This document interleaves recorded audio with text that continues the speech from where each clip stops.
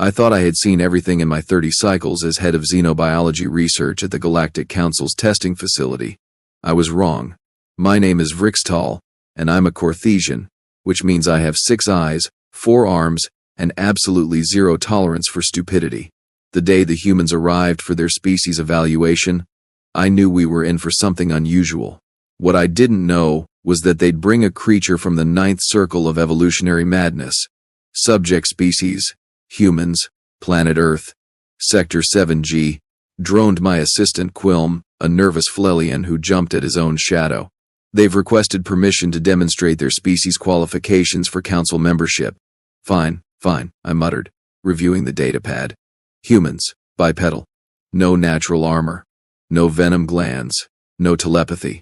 Honestly, they look like they'd lose a fight with a stiff breeze. Send them into evaluation chamber 3. Standard protocol. Quilm's antennae twitched. Sir, they've brought something with them. Something? A companion animal. They insist it's essential to their demonstration. I sighed, all 3 of my lung sacs deflating simultaneously. Every species thought their pets were special. Last month, the Zorvathians brought a creature that sang opera. It was adorable. Useless in combat, but adorable. Let them bring it. What's the worst that could happen? Famous last words, as the humans would say. The evaluation chamber was a standard setup. 60 meters by 60 meters, variable terrain, holographic threat generators, the works. We'd use it to test everything from reaction times to problem solving to raw combat capability. 300 species had gone through this chamber. None had ever made me question my career choices. Until today. The airlock hissed open, and in walked Marcus Webb, the human representative. Tall by their standards, with dark skin and eyes that held an unsettling amount of amusement. Behind him came Dr. Yuki Tanaka, their xenobiologist, who looked like she was trying very hard not to laugh. And between them, on a reinforced leash that looked like it could tow a starship, was the creature. Gentlemen, lady, members of the council, Marcus said with a grin that made my mid-right eye twitch. May I present humanity's demonstration partner? Meet Gerald. Gerald was approximately 0.6 meters long, with black and white fur, small rounded ears, and the dead, soulless eyes of a creature that had long ago murdered its survival instinct and buried it in a shallow grave. That, I said slowly, checking my translator because surely I'd misheard, is a honey badger.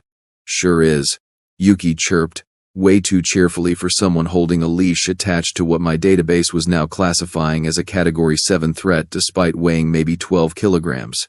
Quilm was reading from his datapad, his voice getting progressively higher. Mellivora capensis, native to Earth, known for, oh no. Sir, this creature has documented cases of fighting lions, eating venomous snakes, breaking into fortified structures, and it says here they've been observed eating their way out of predators that swallowed them. From the inside. It's a small mammal, I protested weakly. It's a furry missile of rage and poor life choices, Yuki corrected, still smiling. Gerald here is special though. He's 3rd generation domestically raised, very well trained. Gerald chose that moment to notice a passing maintenance drone. He made a sound like a demon gargling gravel, and lunged. The leash, thank the 7 moons, held. Well trained, I repeated flatly. Relatively speaking, Marcus amended. Look, you want to see what makes humans qualified for the council? We don't have scales, we don't have natural weapons, we're not the strongest or the fastest, but we've got 2 things going for us. Endurance and absolutely terrible decision-making when it comes to befriending creatures that should eat us. This is highly irregular, I protested. But I'll admit, I was curious. The evaluation tests species capabilities. How does bringing a psychotic weasel demonstrate anything? Oh, Vrix'tal, Marcus said, pronouncing my name almost correctly, which was more than most species managed. You're about to find out. Shall we begin? I should have said no. I should have ended the evaluation right there. Instead, I did what any scientist with more curiosity than sense would do. I activated the first test. The holographic projectors hummed to life, generating 3 razorback stalkers, simulated predators from Theta Proxima. Big, fast, mean. Designed to test combat response and tactical thinking. Standard protocol. Most species would attempt to flee, fight, or negotiate. We'd score them based on their approach. Gerald's response was to immediately go bonkers. There's no other word for it. The moment those holograms materialized, that 12-kilogram ball of fury transformed into a whirling dervish of claws, teeth, and sounds that made my universal translator short out twice. He hit the first stalker simulation with enough force to disrupt the projection. Is he trying to eat it? Quilm squeaked. Probably, Yuki said, making notes on her datapad with the casual air of someone documenting a particularly interesting rock formation, not a wildlife incident in progress. The simulation registered Gerald as having neutralized the first threat in 4.2 seconds. The other two stalkers, programmed with actual survival instincts, backed away from a hologram. They were holograms, and they were retreating from this creature. Okay, I said, recalibrating the test. That was, let's try the puzzle sequence. Intelligence assessment. Surely. The chamber reconfigured, presenting a complex maze with the exit requiring the manipulation of 3 separate mechanisms in sequence. Average completion time, 45 minutes. Marcus unclipped Gerald's leash. You sure about this? Yuki asked her companion. Nope, Marcus replied cheerfully. Gerald looked at the maze. Then he looked at the 2-meter-high wall separating him from the exit. Then he went through it. Not over it. Not around it. Through it. I don't mean he found a gap. I mean he attacked the wall with such unhinged determination that the holographic projectors, not programmed for this level of strategic insanity, glitched and failed. Gerald popped out the other side, grabbed the prize, a synthetic protein marker, and trotted back to Marcus like he'd done something reasonable. That doesn't count, I protested. He cheated. Did he though? Marcus asked, scratching Gerald behind the ears. The creature made a purring sound like a malfunctioning engine. The objective was to retrieve the marker. He retrieved the marker. We never said he had to follow the intended path. You can't. The rules are written by people who think inside boxes, Yuki finished. Gerald doesn't acknowledge boxes, or walls, or apparently the laws of physics. Quilm was frantically updating his assessment notes. Sir, I don't know how to score this. Our rubric doesn't have a category for aggressive problem elimination. Make one, I muttered, watching Gerald, who had now discovered his own tale and was regarding it with deep suspicion, as if it might be a threat. Test 3, I announced, determined to restore some order to this chaos. Social cooperation scenario. The subject must work with holographic allies to achieve a common goal against a superior force. The chamber shifted again, generating friendly units and a large threatening opponent. The goal was simple. Coordinate an attack that utilized each unit's strengths. Gerald evaluated the situation with all the tactical acumen of a rock with anger management issues. Then he attacked the large opponent directly, by himself, while screaming. The holographic allies just stood there, their programming unable to process what they were witnessing. Even artificial intelligence knew to be stunned by this display. He's supposed to coordinate, I said, my voice reaching frequencies that made Quilm wince. He is coordinating, Marcus argued. Look, the allies aren't getting attacked because Gerald is taking all the aggro. Classic tank strategy. He's not tanking, he's just attacking. Effectively the same thing with sufficient commitment, Yuki noted. Gerald had latched onto the holographic opponent's leg and was climbing it like a furry, demented mountain climber. The simulation registered critical damage to multiple systems. How is he damaging a hologram? I demanded. No idea, Quilm admitted. But the system definitely thinks he's winning. Because he was. Against all logic, tactical sense, or basic survival instinct, Gerald was winning. I called a break. In my office I consumed 3 stress dampeners and seriously considered early retirement. Quilm brought me the updated assessment files. Sir, by the numbers, the human subject and companion have the highest preliminary scores we've recorded in 15 cycles. That's impossible. Nevertheless, it's true. Raw effectiveness trumps methodology in our scoring system. They complete objectives, rapidly, violently, but they complete them. I stared at the screens showing the evaluation chamber, where Marcus and Yuki were playing some kind of game with Gerald involving a ball. The creature would retrieve it, return it, then attempt to destroy it, then repeat the cycle. They're insane, I said. Maybe, Quilm agreed. But humans have been in space for less than 200 of their years, and they've already established colonies on 6 worlds, first contact with 40 species, and apparently domesticated creatures that kill for recreation. Sir, what if their insanity is actually functional? I didn't want to consider it, but watching Marcus laugh as Gerald did something that defied 3 laws of motion, I had to wonder, what kind of species looked at a creature like that and thought, yes, this will be my friend? And more importantly, what did it say about them that they were right? Resume testing, I ordered. Let's see how far this goes. Quilm's antennae drooped. Sir, we still have the endurance test, the environmental adaptation sequence, and the final evaluation. The crisis simulation. I know. The crisis simulation has a 93% failure rate. I know, I repeated, feeling a headache forming in my primary brain. But I have to see this through. For science. For science, Quilm echoed doubtfully. We returned to the observation deck. Marcus waved up at us cheerfully, while Yuki had Gerald in some kind of harness, checking him over. Ready for round 2? Marcus called. I activated the endurance test, a scenario designed to run subjects through increasingly difficult obstacles until exhaustion forced them to stop. Most species lasted 30 minutes before their higher brain functions demanded rest. I started the timer. Gerald, apparently, did not have higher brain functions to consult, or if he did, they'd resigned long ago. He ran, and climbed, and dug, and fought holographic enemies, and ran some more. Marcus and Yuki moved with him, demonstrating their own species' famous stamina, but Gerald, that small furry nightmare, just kept going. 40 minutes, an hour, 90 minutes. Is he slowing down? I asked hopefully.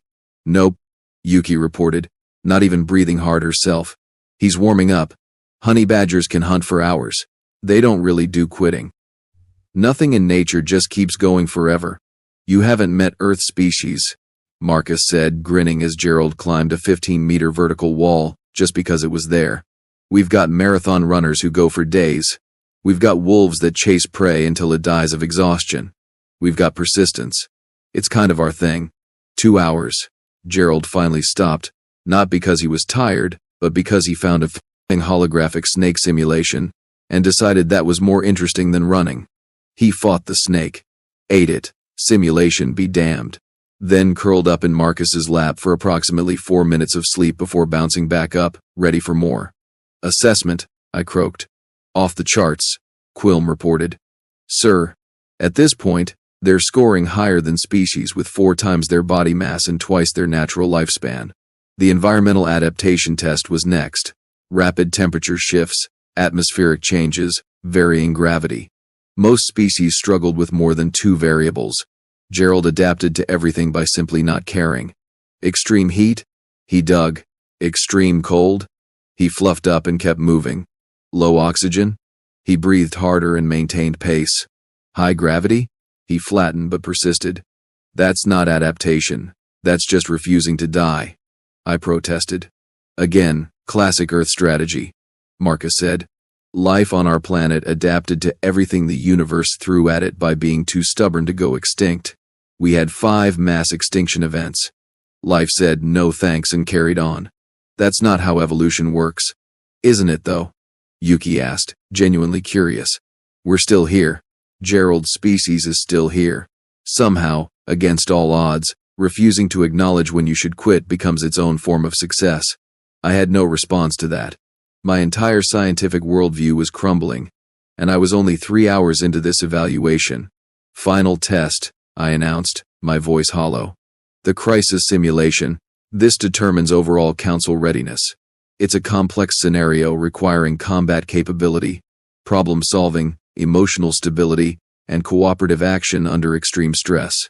Failure is not just expected, it's designed into the system. We're testing how subjects handle impossible situations. Sounds fun, Marcus said, which was the wrongest possible response. It's not fun. The last species that attempted this, the Korvax, 3 of their representatives had psychological breaks requiring therapy. They'll be fine, Yuki assured me, which was not assuring at all. I initialized the crisis simulation, Protocol Omega-7, the evaluation chamber transformed into a disaster scenario. Structural collapse, civilian rescues required, hostile forces attacking, environmental hazards multiplying every minute, and overseeing it all, a holographic enemy commander making tactical decisions to counter whatever the subjects attempted. It was designed by committee to be absolutely, completely, thoroughly impossible. I gave them 20 minutes before requesting extraction. Marcus surveyed the chaos, nodded once, and looked down at Gerald. You thinking what I'm thinking? Gerald made a noise like a broken garbage disposal. Thought so, Marcus said. Yuki, you handle civilian evacuation. I'll deal with the hostile forces. Gerald, you know what to do. What's he going to do? I asked, afraid of the answer. His best, Marcus replied. And that's when everything went completely off the rails. Gerald took off like a missile with fur, heading straight for the holographic enemy commander's position. Not the forces, not the obstacles. The commander. He can't possibly know that's the central control point, I sputtered, watching my monitors in disbelief. Can't he? Yuki asked, already moving toward the simulated civilians trapped under rubble. She lifted debris that should have required mechanical assistance, her face calm and focused. Humans, I was learning, had apparently decided that physical limitations were suggestions rather than rules. Marcus, meanwhile, had engaged 3 hostile units simultaneously. No weapons, just hand-to-hand combat, and he was winning through a combination of technique and sheer audacity. He moved like water, redirecting attacks, using the enemy's momentum against them. But Gerald. Oh, Gerald was poetry in motion if poetry was written by someone having a violent seizure. The honey badger had somehow scaled the command platform, bypassed 2 security checkpoints by going under them, through a ventilation shaft that should have been too small, and was now actively assaulting the holographic commander. The simulation was registering actual damage. To a hologram. Again. Quilm. How is this possible? My assistant had given up trying to explain anything. I've stopped asking questions, sir. I'm just recording data at this point. Future scientists can figure it out. I'm just trying to survive today. The crisis simulation escalated, as programmed. Fire broke out in 3 sectors. A structural beam collapsed, nearly crushing Marcus. The hostile forces doubled. Marcus rolled under the beam, didn't miss a beat, and used the debris as a weapon against the nearest enemy. Yuki had organized the holographic civilians into an efficient evacuation line, somehow communicating through the chaos with nothing but hand signals and determination. And Gerald had won. The enemy commander unit flickered and died, its tactical subroutines overwhelmed by 12 kilograms of focused rage. The hostile forces, now without coordination, began making mistakes. Marcus capitalized immediately, his tactical awareness sharp despite the surrounding chaos. Time check, I whispered. 11 minutes, 30 seconds, Quilm reported. Sir, they're going to complete it. They're actually going to complete Omega-7. Impossible. Clearly not, sir. I watched, transfixed, as the 3 Earth creatures, 2 human and 1 utterly deranged, systematically dismantled a scenario that had broken trained soldiers from a dozen species. They didn't do it with superior firepower or advanced technology. They did it with coordination born from trust, adaptability born from necessity, and in Gerald's case, apparently spite. Yuki cleared the last civilian at 14 minutes. Marcus neutralized the final hostile at 15 minutes, 20 seconds. Gerald, finding no more enemies to fight, started digging a hole in the corner of the chamber for reasons known only to himself and possibly ancient Earth gods of chaos. The simulation ended. Silence fell over the observation deck. Assessment, I croaked, my voice barely functional. Quilm's hands shook as he read the datapad. Perfect scores across all categories: combat effectiveness, tactical thinking, crisis management, cooperative action, and something the system flagged as aggressive persistence that it had to create a new category for. Sir, they didn't just pass. They set a new facility record. By 43%. I slumped in my chair, feeling every one of my 30 cycles. Bring them up. We need to talk. 5 minutes later, Marcus, Yuki, and Gerald, now somehow wearing a tiny vest that read service animal, which was the most laughable lie I'd ever seen, entered my office. So, Marcus said, settling into a chair with infuriating casualness. How'd we do? You know exactly how you did, I replied, trying to maintain some dignity. The question is, how? And more importantly, why did you bring that creature? Gerald was investigating my desk drawer, making interested snuffling sounds. Because, Yuki said, carefully extracting Gerald from my workspace, you need to understand what humans are. We're not the strongest species, not the smartest, not the fastest or toughest, but we're really, really good at two things. Which are? I asked, genuinely curious now. Endurance and partnership, Marcus finished. Every species we've met so far has abilities that outstrip ours individually, but we've survived on a death world by working together, not just with each other, but with other species. We domesticated wolves into dogs. We partnered with cats to control pests. We keep horses, dolphins, elephants, and yes, even honey badgers, because we understand that strength isn't just what you can do alone. Gerald is chaos incarnate, I pointed out. Sure is, Yuki agreed happily. But he's our chaos. We spent generations learning to work with honey badgers, studying them, understanding them. They help us hunt. They protect our settlements from snakes and scorpions. They're fearless in ways that inspire us. Gerald represents humanity's greatest strength, our ability to look at something that should be our enemy and find a way to make it our ally. That's insane. Welcome to humanity, Marcus grinned. We looked at wolves, apex predators that hunted us, and said, what if we were friends? We looked at honey badgers, creatures that fight lions for fun, and said, let's keep them around. We looked at horses, animals that could kill us with one kick, and said, let's ride them. Our entire evolutionary history is making terrible decisions that somehow work out. I considered this, watching Gerald, who had tired of exploration, and was now napping on Yuki's lap, looking almost peaceful. Almost. The Council, I said slowly. Values, strength, intelligence, technological advancement. You're saying humans offer something else? We offer perspective, Yuki said softly.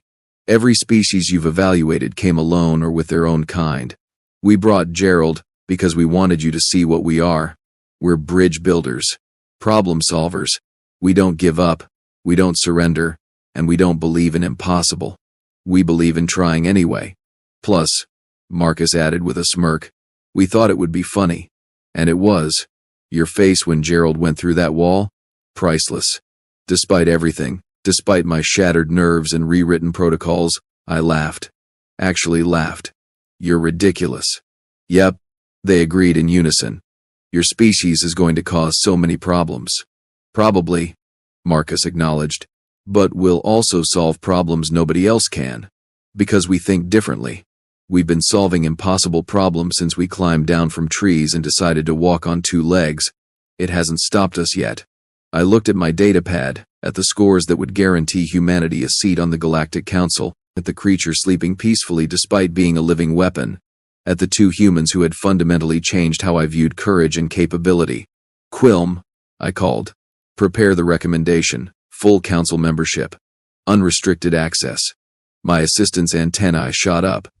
Sir, are you certain? They brought a honey badger to a formal evaluation. Exactly, I said, surprising myself. They brought a honey badger, and it worked. That's either brilliant or insane, and I'm no longer sure there's a difference. If humans can make partnership with that creature work, imagine what they could offer the council. Marcus stood, extending a hand in the human gesture of agreement. I shook it, still getting used to the custom. Thank you, Vrix'tal. You won't regret this. I already regret this, I replied honestly, but I'm also curious to see what happens next. Just promise me one thing. What's that? Next time you visit council headquarters, leave Gerald at home. Yuki and Marcus exchanged glances, then looked at me with identical expressions of false innocence. We'll certainly take that under advisement, Yuki said, which was not a promise at all. They left, Gerald trotting between them on his leash, having somehow stolen 3 of my desk ornaments without anyone noticing. Quilm approached cautiously. Sir, what have we done? Something terrifying and wonderful, I admitted. We've given humanity access to the galactic stage. They're going to change everything. How can you be sure? I pulled up the evaluation footage, freezing on a frame of Gerald mid-leap, attacking something 5 times his size with absolute confidence, while Marcus and Yuki worked in perfect sync behind him. Because any species that can look at that creature and see a partner instead of a threat has a perspective we desperately need. The Council has become stagnant. Quilm, we play it safe. We follow protocols. We avoid risks. And humans don't? Humans ride risks like surfboards on a wave. They'll drive us crazy, break half our rules, and probably start 3 diplomatic incidents before their first year is up. Then why approve them? I smiled, feeling something I hadn't felt in cycles. Hope, excitement, the thrill of not knowing what came next.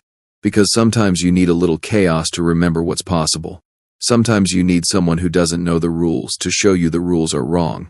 And sometimes, Quilm, you need to see a 12-kilogram mammal defeat a military simulation to remember that courage isn't about size or strength. It's about heart. Philosophical words from someone who called them insane 20 minutes ago. They are insane, I confirmed. But maybe that's exactly what the galaxy needs. 3 months later, at the formal council induction ceremony, humanity arrived in full diplomatic regalia. Marcus wore their formal attire, a sharp suit that somehow made him look both official and ready for action. Yuki presented their credentials with grace and precision. Their delegation included scientists, diplomats, and cultural representatives. They did not bring Gerald. They brought Gerald's cousin, Patricia. The council chambers erupted in controlled panic as another honey badger, this one wearing a vest that said emotional support animal, surveyed the assembled representatives of 60 species with the dead-eyed stare of a creature that feared nothing. Ambassador Threx of the Dravian Empire leaned toward me, his scales rattling nervously. Vrix'tal, what have you unleashed upon us? I watched Patricia investigate a priceless artifact from the 3rd Dynasty, watched Marcus casually redirect her while chatting with the Korvax representative, watched Yuki explain honey badger behavior to a fascinated crowd of xenobiologists, and I smiled. The future, Threx. I've unleashed the future. They brought another one, he hissed. They brought hope, I corrected, and chaos, and a reminder that the impossible is just something that hasn't been done yet. Watch them, Threx. Humanity is going to teach us things we never knew we needed to learn. Like what? I gestured to the scene before us, where Patricia had somehow charmed the notoriously strict Chancellor of the Security Council into offering her treats, while Marcus and Yuki networked effortlessly, building bridges between species that had barely spoken in decades. Like how to measure courage not by what you are, but by what you dare to try. Like how the strongest partnerships come from unexpected places. Like how sometimes, the best way forward is to stop following the path and make your own.